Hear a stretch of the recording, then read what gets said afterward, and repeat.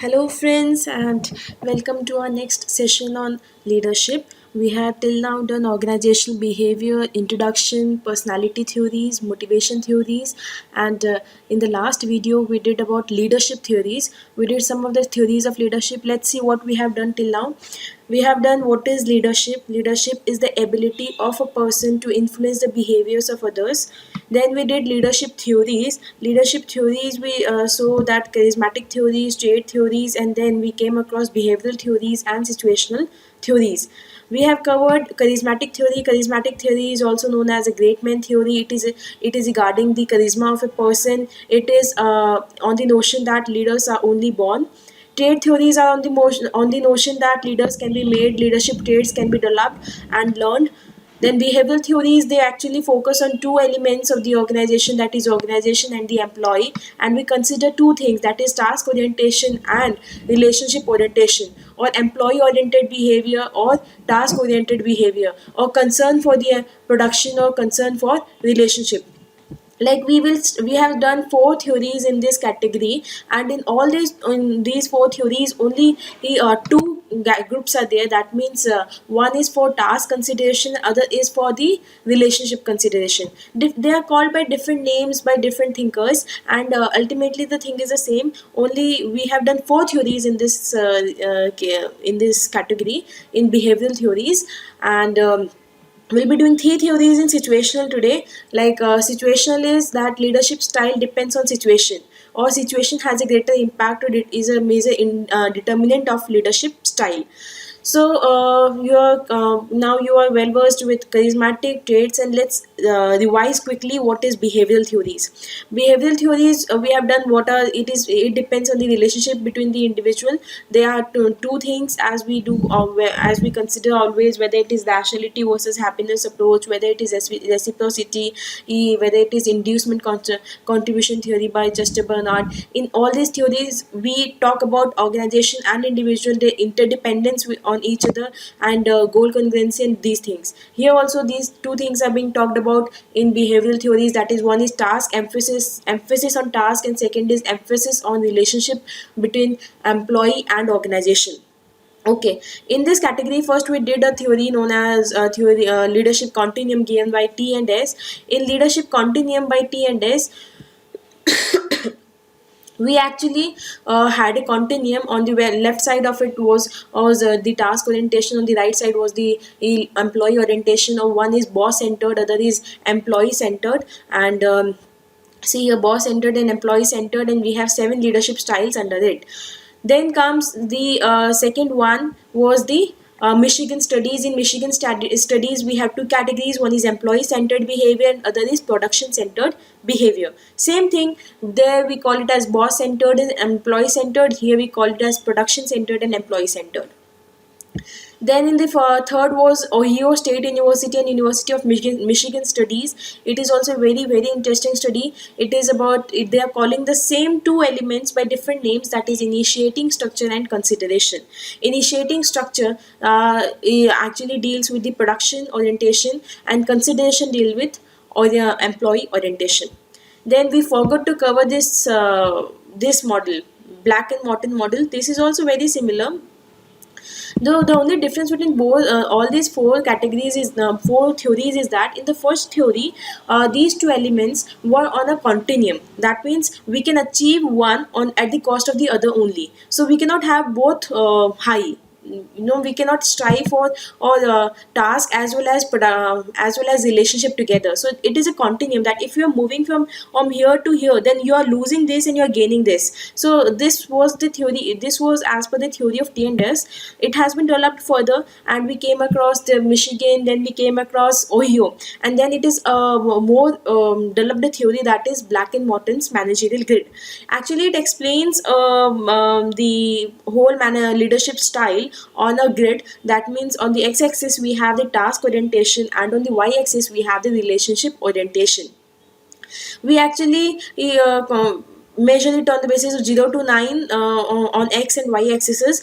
So if there are 0 to 9 points on x and y axis, we have 81 leadership style that comes out of it. That is 1 1 is 1, 1 2 is other, 1 3 1 4, 2 2 2 3 2 4, 3 3 3 4 3 5, like that we have 81 leadership styles. So every point here, every intersection is here leadership style. Particularly he talks about five leadership styles in the primary five leadership styles are there as per him. He says that when we are low task, when we go for low task and low relationship, that means we are neither specifying the task, neither we have a directive style, and neither nor we have a very participative or democratic style. So if both are low, then it is known as impoverished style. Then comes when you have low task, that means task description or specificity or standardization is low, but your relationship is at a very high level. That means you have two-way communication, you take suggestions from the employee, there is a democratic style of working, maybe it's a laissez-faire. So it is known as country club. Country club means the more stress is given on group behaviors, team building, task forces, quality circles, etc. So in this case, it is known as country club. And then he talked about one more style in which there is very high task. That means in case of very difficult, very complicated task, ask every specificity is mentioned in technical details. Every task structure is clearly defined to the employees, and there is no relationship. That means more focus is on task completion, more focus is on performance, more focus is on production. So in low focus is given on the employee relationship and employee behavior, employee consideration, etc. So here this is known as task style 9-1, which is production oriented. And then we have a style known as team style, which is 9-9. That means where the task specification is also at a high level, task concern is also very high, as well as relationship is also a priority. That means both the things are at the priority, and equal attention is given to both the things, and that is at the very high level. So it is known as team style, where 9-9 intersection point comes. Now, in the middle of, though, I'm sorry it's not in the middle, but actually, as per Black and Morton, it's in the middle, just not drawn to the scale. And this 5-5 in the middle, that is the middle of the road, and it is a compromise. That means you are compromising between both the things. That little bit of task is there, and little bit of structure is there. Trying to satisfy both the organization and individual in a manner that we reach to a compromise. This is a win-win situation. 9-9 is a win-win situation, and this is like a compromise. 5-5 middle of the road. It is as we can actually relate it to Herbert Simon bounded rationality theory. This we will be doing in the organizational theory. Let me tell you what it is. Herbert Simon says that perfect rationality is not possible. Perfect rationality is something which is demanded by Weber in Weberian model of bureaucracy. He asked for that an organization should always strive for perfect rationality. But what Herbert Simon says that perfect rationality is never possible. Why it is not possible? Because we do not have perfect information. Then perfect analysis is not possible. Then perfect judgment is not possible. For perfect decision making is not possible. Why he says that? Why these three perfect things are not possible? First of all, perfect information is not possible because in this case, in this era of uncertainty, in this era of quick market volatility, market decisions, and even fast changing government decisions, etc. So the in this environment of uncertainty and high volatility, perfect information is not possible. Secondly, perfect analysis is also not possible. Why? Because even if information is possible, then analysis of the information is little limited because of the information overload. That means we have so many information to consider, and either we are deficient of information, we have information shortage, or we are overloaded with information. That information analysis is not so easy. We cannot actually analyze each and every aspect of a decision, each and every nut and bolt of a particular decision cannot be checked and rechecked by the decision maker. Thirdly, he talks about perfect objectivity, perfect decision making. he says why perfect decision making is not possible, because an individual is also influenced by his own biases, his own priorities, his own preferences, his own experiences, knowledge, etc. And because of his own kind of biases and preferences or prejudices, the perfect decision making is not possible. That means we cannot have perfect objectivity in the decision making. So everyone has to satisfy themselves with a bounded rationality which is satisfying enough. That means you cannot just go on giving so much of time on complete rationality, so that the you are late in the late in the market. Actually you have to be very proactive in the market, and thereby in given the time and information constant, time resources constant, you have to settle with with a term that is known as bounded rationality, a rationality which is satisfying enough of to take a decision. So here also this is also a compromise, and this is what he says, that here also you should compromise for something which is satisfactory enough. That means task you are considering 5, that means you have given adequate consideration to the task as well as to the relationship in order to satisfy both the individual and the organization, in order to achieve the individual goals as well as the organizational goals. Okay, I hope you understood this model. This was Black and Morton's model, um, behavioral model, because we talk about two things, the relationship and task. Always remember this, behavior model has only these two things. Fine. So these are the main contribution of the model, and you can also see relationship versus happiness, Amita Edgioni dilemma here also. We talked about this earlier. I think that rationality is task orientation, happiness is relationship demand. The rationality is something which is demanded by the organization, and the happiness is something which is demanded by the employees. So there is a dilemma. If you go on achieving this, you are at loss in this. If you go on achieving this, then you may lose rationality. So it's like you have to set a balance between the two. So you have to bring a congruence in the goals and harmonious and all these things. Okay, fine. Okay, we are done with Black and Morton model. We are done. We are done with behavioral theories of leadership. Now we are moving on to situational theories of leadership. So let's start today with the situational theories of leadership. You know what are situational theories of leadership? Situational theories are particularly, they say that leadership style, they have a relation with situations. You just not say that only traits, only a person's behavior with the individual. These things will not only help. Situation also has a role. It determines, and it is determined, and all those, it has an impact on the a leadership style, so it has to be considered before adopting a particular leadership style. They say that a leadership style is not successful or unsuccessful in itself. It is like it depends on the situation. That means a leadership style which is successful in one situation may be unsuccessful, may be unyielding in another situation.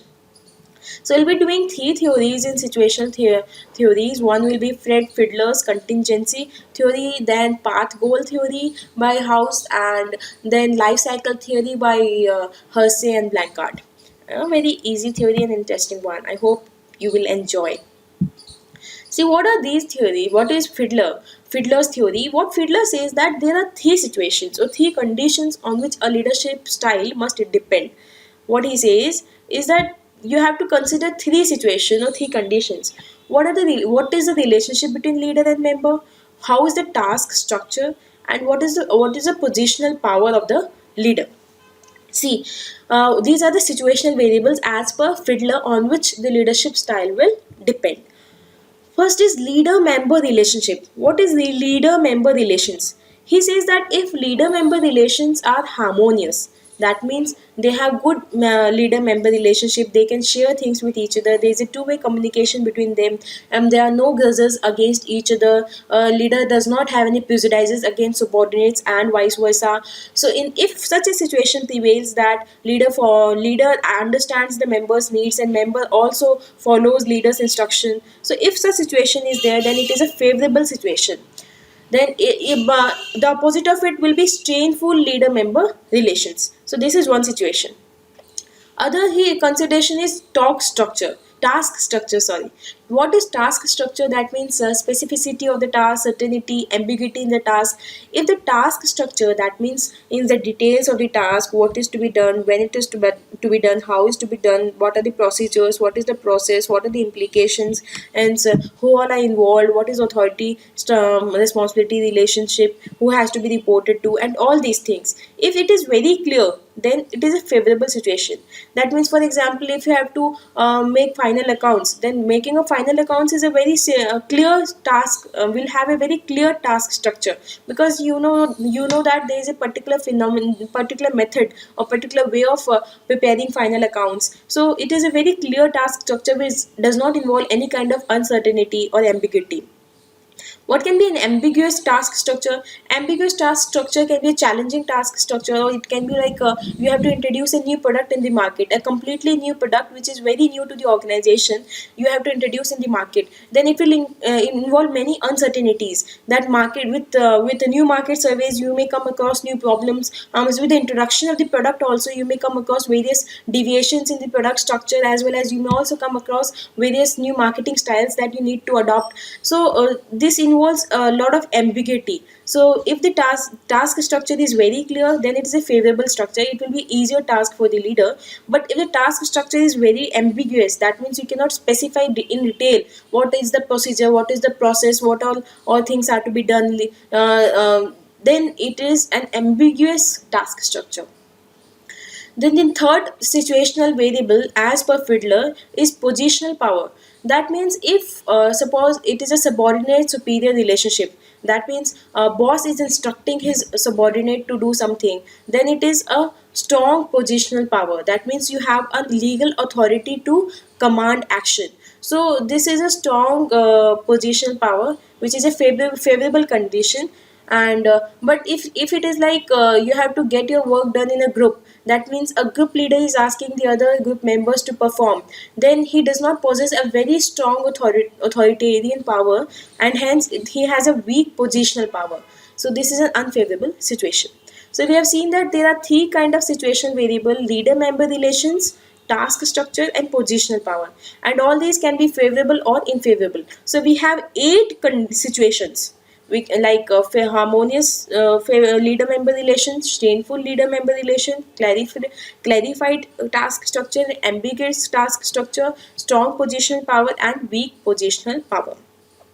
So what are we going to do here is that we are going to form combinations among these three. That means favorable harmonious leader member relationship with a clear task structure with strong positional power. We need three combination of the three. So it can be F F F, or it can be F U F. It can be F U U. It can be F F U, or it can be U F U. So U F F. So like you can have various combinations. As you see, it is three, and every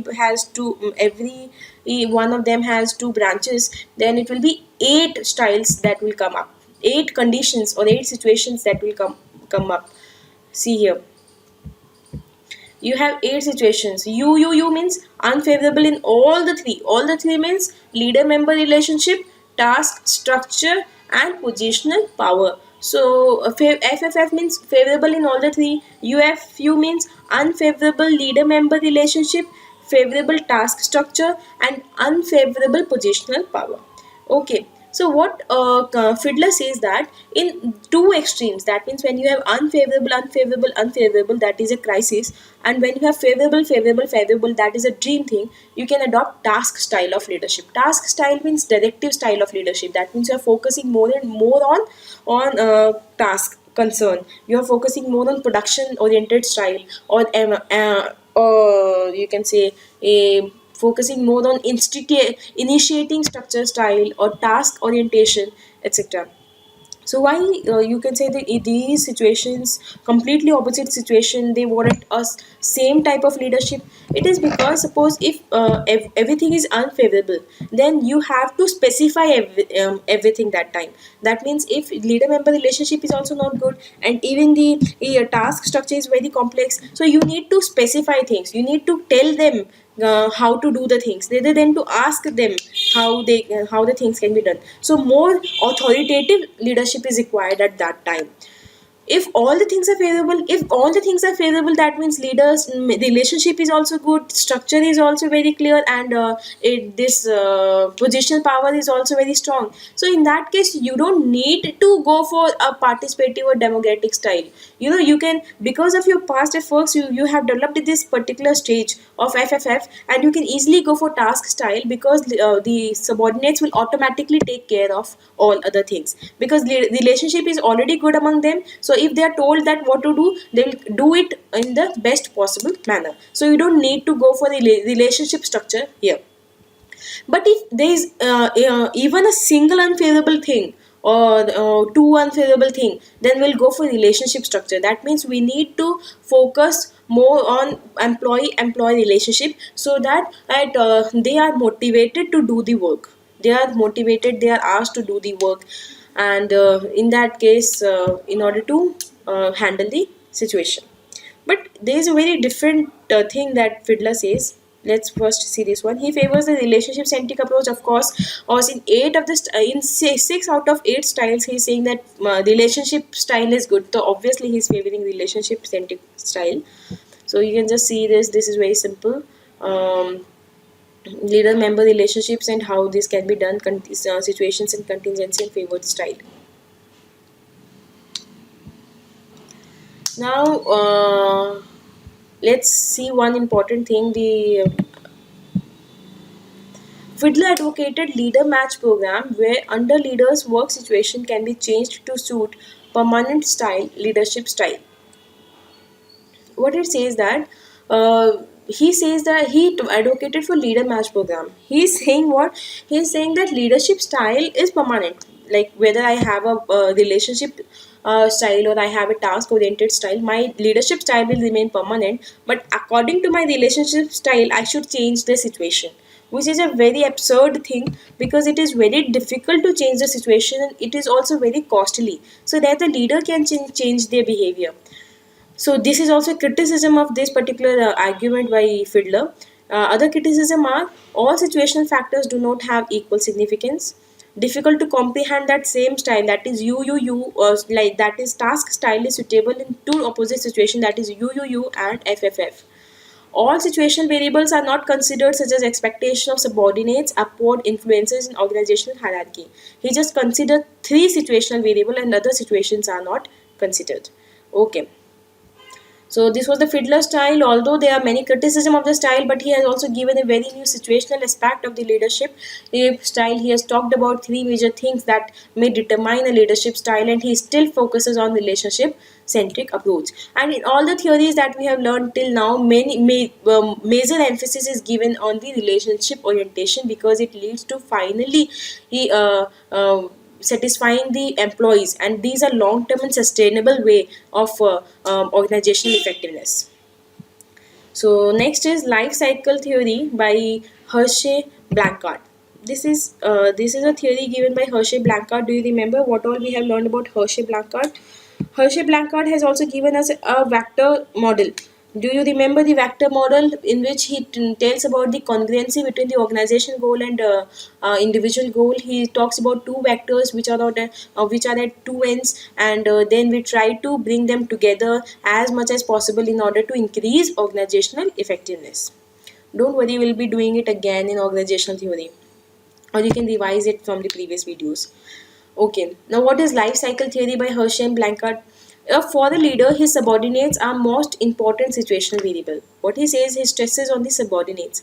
Actually, this is simply a modified version of Black and Morton managerial grid. Do you remember what is Black and Morton managerial grid? My Black and Morton managerial grid we did in the starting of this video only. On the x-axis we have the task, concern for task, and on the y-axis we had the concern for relationship or concern for employee. And on this basis we made a grid, and we had 81 style. On x-axis 0 to 9, y 0 to 9, and we had 81 leadership style. We had impoverished one, we had team structure, we had a country club, and then we had a compromise also. So this we learned in the beginning of the video, and how this is a modified version. It also talks about the same grade. It also has the same grade or same structure, but he adds one important situation in it. He says that what particular leadership style I adopt will depend on the maturity of my subordinates. And he talks about only one situational variable, that is maturity of my subordinates. I may go for delegating, I may go for participating, I may go for selling style, or I may go for telling style, whatever the style is, but it all depends on the maturity of my employees. That means all these styles are good. He's not favoring any one style of leadership, but he says that all the styles are good given the situations which are prevailing. So see what he says about the maturity of employees. See, maturity of employees, he has given four categories, that is M1, M2, M3 and M4. That means starting from here, M1 to M4, he has talked about maturity. Then how will you measure this maturity? How will you come to know that whether your employee is mature or he is immature? Then he has given two things like ability and willingness. An employee who is able as well as who is willing to work is a mature one, and if he is not able and he is not willing to work, he is an immature one. That means M4 is able plus willing, and M1 is unable and unwilling. So see what happens. He says that if an employee is able, that means he's able of doing work, he has the abilities to do that work, and he's willing to do the work. He's willing, he likes doing the work. In that case, we'll go for low task and low relationship. That means you don't need to specify to that employee that what work he has to do, how he has to do, and neither you need to focus on relationship. That means you don't need to take care of him more and more, because he's an experienced person. He is himself willing. You don't need to motivate him further. So you can just go for delegating. Delegating means you have given him the work, and he will do the work as according to his own experience and knowledge. This is delegating. Then comes able but unwilling or insecure. That means there are certain employees who are able to do the work, they have the required skills and qualifications or the abilities to do that particular job, but they are not willing to do the work. That means they lack motivation or inspiration to do the work. So in order to instill in them that inspiration and motivation, we ask them to participate in decision making. So this is participating leadership style. We involve them in participating, we give them the responsibility that you take the decisions. So in that case, it will help them to develop interest. Or they have the abilities, but they are missing on the part of motivational interest. So this is developed with the help of participating style. Okay, and in this participating style, we have low task but high relationship. We are focusing more on building relationship. Okay, third one are those people who are unable but they are willing to work. That means there may be some people who are actually very excited about the job, but they do not have the required skills to that particular thing. If they do not have the required skills, then you have to build those required skills, or you have to provide them directions. You have to tell them how to do the job. So this is task behavior, and they are motivated also, but they are not particularly able or qualified to do the work. So you have to focus on both the things. You have to keep them motivated in the process of learning. That means you will tell them what to do, how to do, and where to do. Everything will be specified to them. Along with that, you will continue motivating them in order to keep their excitement level high, in order to keep them interested in the work. So you go for selling style. That means you are giving them, you are taking the decision and parting them, just passing on the decisions to them, but also you are open to queries from them, as we have done this in continuum thing. If you remember T&S continuum, we talked about telling, selling, delegating, participating, authoritative, etc. So this is the same thing, very, very much related to it. Now then, M1, that means the lowest maturity level of an employee is when he is unable and he is unwilling to do. उसे आता भी नहीं है and he doesn't want to do also. Like same thing कि मुझे आता भी नहीं है, मुझे करना भी नहीं है. So in that case, you have to be very heavily task oriented. That means you really need to tell him this is to be done, how it is to be done, where it is to be done, and you go on low on relationship behavior. Why? Because the task structure is very important here. Task, because he is not unable to do and he is unwilling to do. If he is willing to do and he is unable to do, then he can actually make his own efforts to do the thing. But if he is not willing to do, then you really have to be very strict on his part so that he completes his work. So in that case, you need more and more standardization, more and more centralization. You cannot delegate any part of your job up to him, because he is an unwilling and unable person. So in that case, you have to stress very much on the task structure. So heavily stressed task structure is there and relationship count is low. I hope you got this point, why this and how it is done. So we did the life cycle theory here. Life cycle theory given by Hershey and Blanchard. Very interesting theory and very important theory. It can be it has great practical implications, and it is just a modified version of Blake and Morton's managerial grid model. Okay. Now the third in category is the path goal theory by Robert House. Actually, we from the very beginning we are talking about one thing, that is goal congruency, that is reciprocity, that is interdependence between organization and individual. That we said this organizational effectiveness is the function of individual performance, or organizational performance is a function of individual's performance. We learned that organization is dependent on individual. We also learned that there is interdependence between the two. We learned that there is a reciprocity. We learned that there is a kind of quid pro quo between the two. That is inducement contribution thing happens between the two.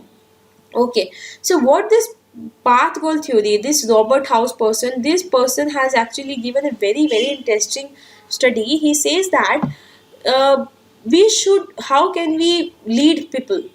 We have to show them the path of where to go. You show them the path in such a way that this path goes to their individual goals. You are showing the individual a path that goes to his own individual goals. But when he walks on this path of individual goals, he also accomplishes the organizational goals. I hope you're getting this. This is such an interesting one. That means this man says that the individual will feel that his work is done, but eventually you are actually achieving the organizational goals. So this is a perfect way of goal congruency, where the with the accomplishment of individual goals, organizational goals are also achieved.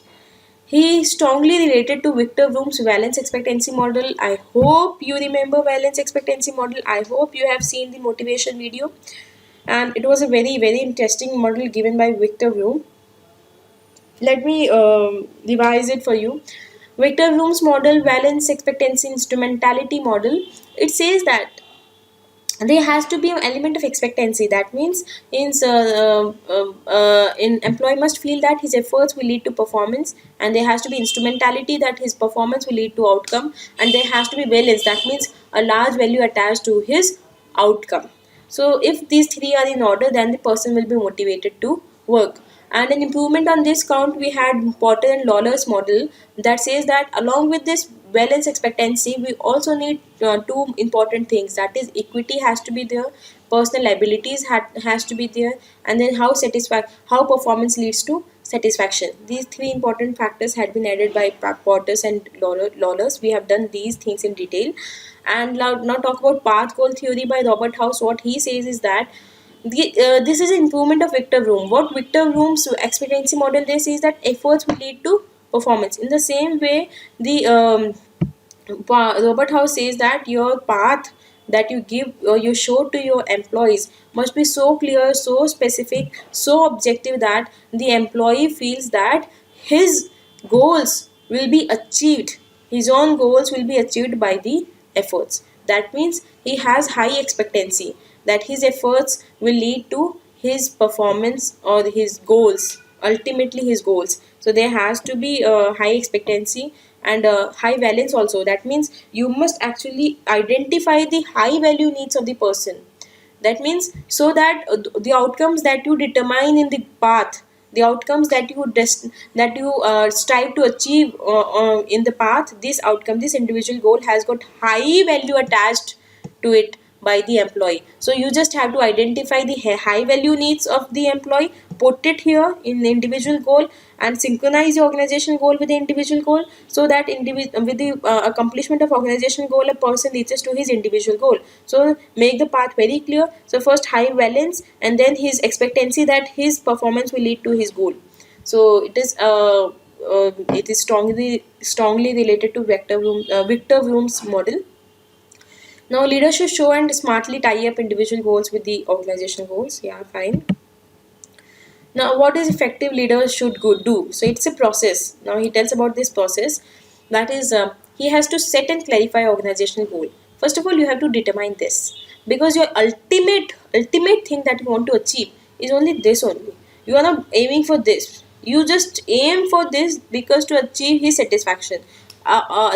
His satisfaction, which will lead to further effectiveness. So your main aim is this only. That is organizational goal. That is organizational effectiveness.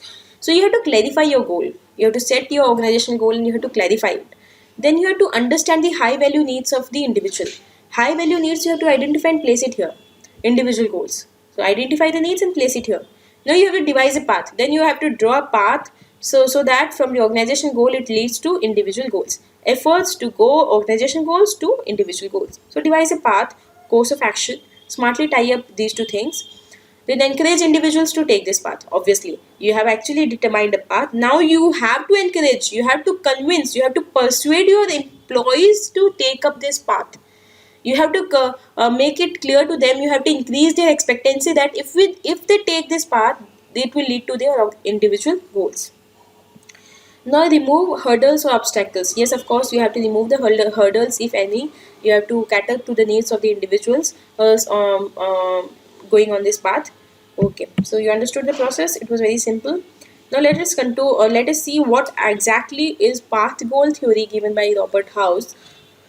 He says that leader, with his behavior he motivates subordinate, and which leads to final organizational effectiveness. We know this. Leadership is just a ability to influence the behavior of individuals for what? For the achievement of the goals. Goal is very important in organization because organization itself is a goal oriented human grouping. Okay, so his behavior we are talking about. So this behavior of his is determined by two things, that is subordinate's personality and his work environment. Why subordinate personality? Because with the subordinate personality we come to know about individual goals, and with work personal environment we come to know about organizational goals. So we combine both these things and we determine motivate subordinates, which will lead to effectiveness. So what we are going to see in subordinates personality, we are going to see two things, that what is the locus of control and what is his self perceived abilities. That means locus of control means how he is controlled. Is he internally motivated or he is externally motivated? Does he need direction, or he is a self-directed person? That means self-control, self-direction, self-discipline. Is If it is there in a person, then the locus of control is internal. If it is not there, then it is external. So this particular thing, if locus of control is internal, then you don't need directive style, because if you go for directive style or telling style of leadership, then his ego will be hurt, or we can say his creativity or his innovation, his enthusiasm or zeal will be reduced. And if so, you should either go for participative leadership style. And if the locus of control is external, that means he likes to be guided, he likes to be directed, he wants the clarity in his job structure, he does not want to take lots of responsibility, etc. So in that case you go for directive style, because which is suitable to him. So in this case we are determining that we are not making any assumption for the employee. We are actually going employee to employee basis, like any employee who has external locus, then we'll go for directive. If he has internal locus of control, we'll go for participative. Then self-perceived abilities. It is also related to self-efficacy. Self-efficacy theory we did. I hope you remember. Try to recall self-efficacy theory and write it in the comment box below.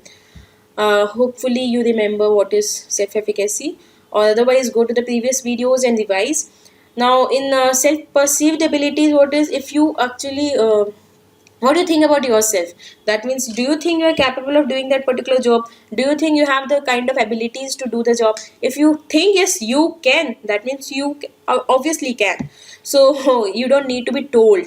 So it is no directive style. But if you think you can't, that means obviously you can't. So in that case, you need directive style. You need to be told how to do. So this, I hope this is very clear. And now, what is work environment? Work environment here has three considerations. That means high standardization, high supportive environment, and perception about obstacles. First is high standards. That means if it is a highly standardized job, if it is a very clear job, highly standardized job, highly procedural or technical job, that case you don't need to be directive, because in that case, if the task itself is structured and standardized, then you don't need to be very telling because it will be very obvious. So directive leadership is not suitable.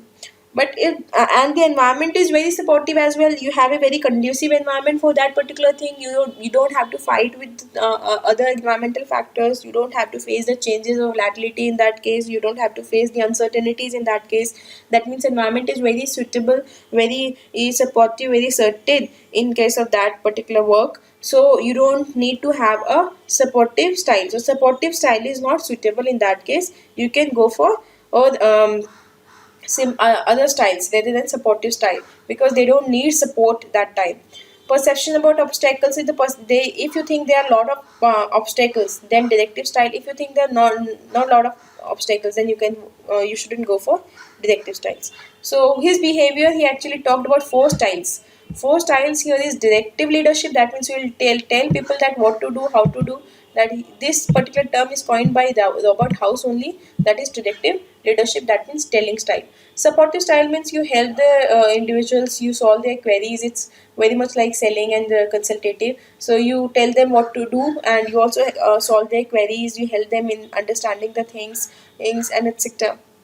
You adjust to their issues, you remove the obstacles. So this is supportive leadership.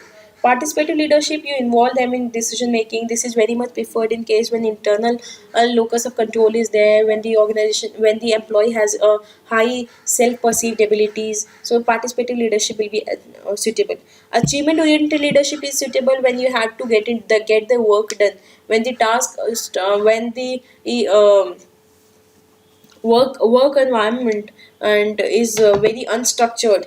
When work environment is very unstructured, they work in a very difficult kind of environment, then you should go for achievement oriented leadership. That means your main focus here is task completion, task orientation, and the leaders are also internally controlled, and they are also, they have abilities. So in that case, you should go for this kind of leadership. So there are particularly four leadership styles. That is directive leaderships. His behavior has four styles. That is the directive leadership style, supportive leadership style, or the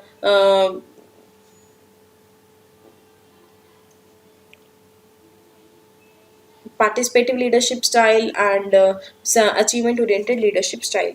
And these leadership styles depend on these two situational variables: subordinates personality and work environment. Subordinate personality, we have two things: locus of control and self perceived abilities. And in the work environment, we actually have three things: that is standardization of the task, and then supportive work environment, and then obstacles. No, yes, perception about obstacles, if high obstacles or low obstacles, etc. So we have this thing about the path goal theory given by Robert House. I hope you understood. It was not very difficult. Now we talk about contemporary concepts of leadership.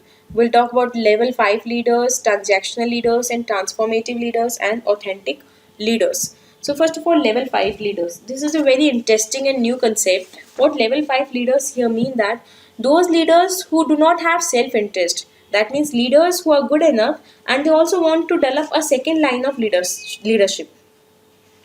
These leaders are leaders who actually they subordinate their personal or individual interest for the organizational, broader organizational interest. So these leaders are actually spearhead of the organization, who takes the organization to a very higher level. So we'll talk about these kind of leaders. As P. Robbins, he studied 29 companies, and there are some leaders who are dedicated to the organizational goals creates extraordinary results with little hoopla. That means no noise. And they like to develop second line of leaders. They will develop, like after them they also try to secure the future of the organization by developing a second line of leaders. So apart from four basic qualities of leader, so these kind of leaders, apart from having four basic qualities, they also have an additional and very important quality of leadership.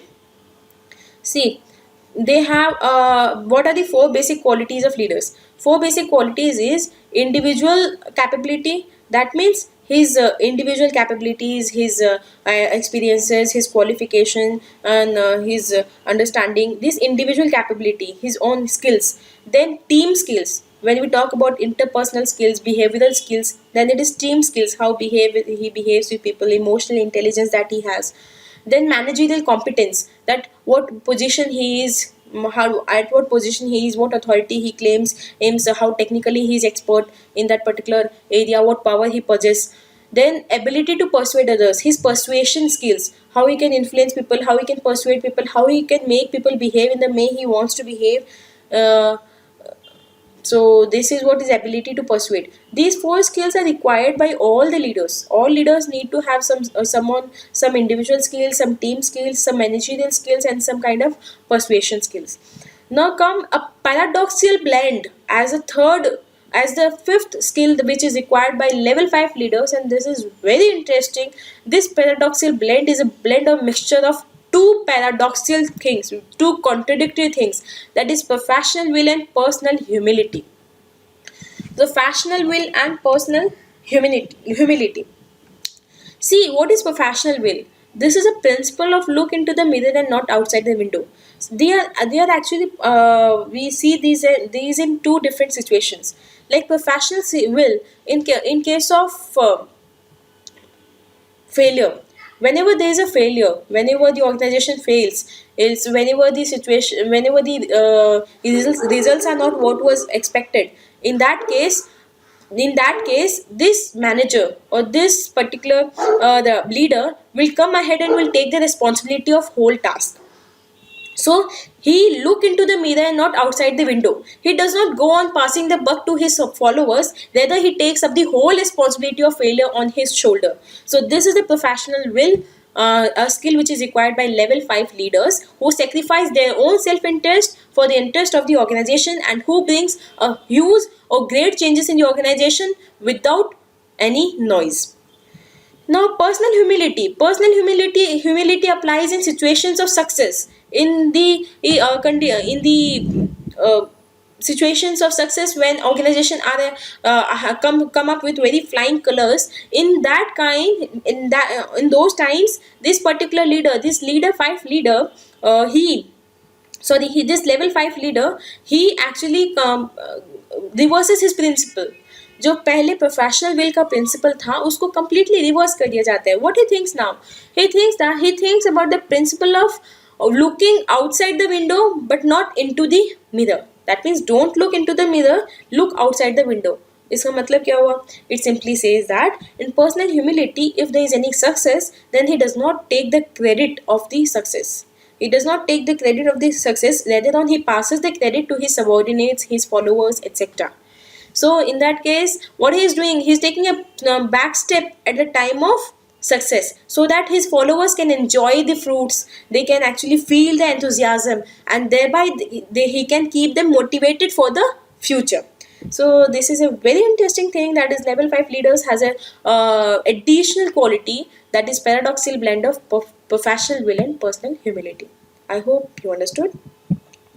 Next, a very important thing we are gonna discuss, that is transactional versus transformational leadership. Transactional. What is transaction? Transaction is any activity which involves a quid pro quo. That means you give and take something. You give something in exchange of some other thing. So this is a quid pro quo kind of thing. Transaction. So what is transaction leadership? It clarifies the transaction. That is goals and ways to achieve the goals, give reward for good performance and penalize for bad performance. You can actually relate inducement contribution model here, that you are giving some inducements to the employees and in return they are giving you performance. So there is a quid pro quo. So this is transactional leadership. where a leader actually give promises something to his followers with a with in the return of performance from them. See what the transaction leadership possess and what is there in the lead in transformation leadership. Let's first do this thing. Transaction leadership. See, transaction leadership has four characteristics. One is contingent reward. What do you mean by contingent reward? Contingent reward means a reward that is contingent upon the performance. That means if you perform well, if you do the task that you were required to do or you were asked to do, then you will receive the reward. Otherwise, you won't receive the reward. Otherwise, you may also be penalized. So it is a contingent reward thing. Then management by exception, here it is like in transactional leadership, you actually pass on the work to the subordinate. And if management, so you are managing by exception, that means you are just doing focusing on the core activities, and other activities have been delegated or passed on to your subordinates. But if it is active, in that case you will go on to find the deviations. You look into his work, you will find the deviations, and you will tell him how he can improve. They can be passive way also, that you don't actually interfere with him, you don't tell him anything, he can do whatever he want to do. But if he comes to you with some problem, then you solve his problem, you sort out his problem. Laissez-faire is this: you have given complete autonomy and freedom to your employee. You have no interaction with the particular employee, and he is free to do anything that he wants to do. So you just tell him that you do this thing and I'll give you this thing. So it is on him that how he does the work. So as soon as he completes the work, he will be gifted the reward. But if he does not complete the work, then he will be penalized. So only that kind of relationship exists in laissez-faire. So transaction leadership has four characteristics. That is, there is a contingent reward, management by exception, active and passive, and finally then there is laissez-faire. Okay. Now transformational leadership. This is a very unique style of leadership where you actually transform the leaders, where you actually transform the followers, and where you strive to achieve voluntary contribution, voluntary contribution from the individual. See, what is transformational leadership? It is a kind of charismatic leadership who transform the followers to transcend their own interest in the organizational interest. That means it is the performance comes so naturally from the followers that they are even ready to sacrifice their own self-interest for the organizational interest. That organization becomes very, very supreme to them. What are the characteristics? How you can achieve this? How this is being done? Individualized consideration. What do you see here? Four eyes are there, so you can remember it is four eyes: individualized consideration, intellectual stimulation, inspirational motivation, and idealized influence. So in individualized consideration, what does it mean? That you give individual consideration. That means you consider each and every employee, you understand his high value needs, you understand his problems, his difficulties, and you actually solve those problems. You are at his rescue at all times, and you talk to him on individual basis. So it is individualized consideration. You consider each and every employee. So that particular leader, he consider each and every follower of his. What is intellectual stimulation? Like this particular transformation leadership is not superstition, it is not a blind faith, it is actually a cause effect. It is actually an intellectual stimulation. You tell the subordinate or the follower about the cause and effect of every particular action that he is going to take or he is required to take. He tells them about everything. He actually promotes their intelligence. He promotes their intelligence and careful problem solving. He encourages them to ask questions. He solves their queries is with knowledge, experience, stories, examples, so that it increases their conviction on their leader.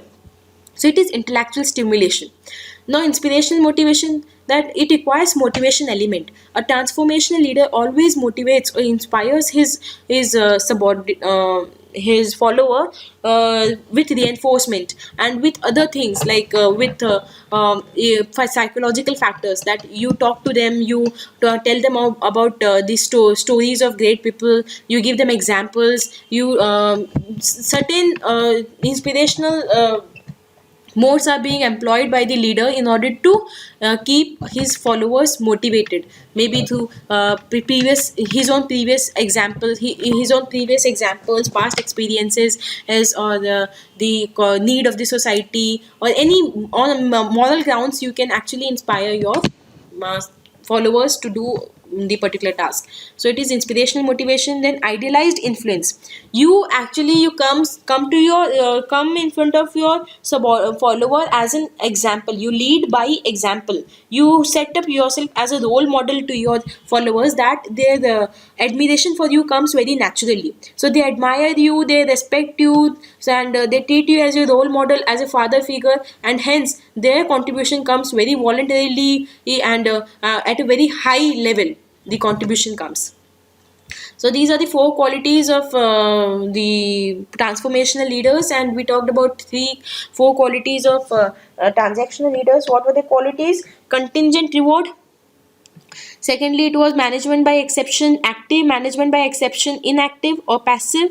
Then laissez-faire. And for transformational leadership, we have again four things, four I's. That means individualistic consideration, inspirational motivation, intellectual stimulation, and finally we talk about idealized influence. First of all, you are an ideal, you try to inspire them, you try to give them logics, and then you also consider their individual problems. Okay, so see here this diagram, that in transformational leadership you go for idealized influence, inspirational motivation, intellectual stimulation, individualized consideration, and in transaction there is contingent reward, management by exception, and one thing is missing here, that is laissez-faire, that can be included, and this leads to expected outcome. But when you include transformational leadership along with transaction leadership, then it will give a performance which is beyond expectation, because transformational leadership actually motivates the followers to perform beyond their own capabilities. They actually rise very high above their own standards and perform. So this will only give expected output, but this transformational leadership will give us a very high standards of output. So this is very preferable in today's times, and I hope you understood this. And one more thing, let's conclude it. This is both are not mutually exclusive. Yes, these are not the extremes of two, these are not two extremes of a single continuum, but these can be used all together. Like both are not mutually exclusive, rather latter means transformational leadership can be built upon transaction leadership on a full range of leadership model. In terms of effectiveness and ineffectiveness, of passiveness and activeness, transformational leadership leaders can play growth role in cases like merger and acquisition, and can prevent resistance from employees. Like in case of change management, also transformational leadership are very effective. So what is this? This is a line of passive and activeness, and this is line of ineffective and effectiveness. You see that as we move from transactional leadership to transformational leadership, we are moving from ineffective to effective, and passivity to activeness.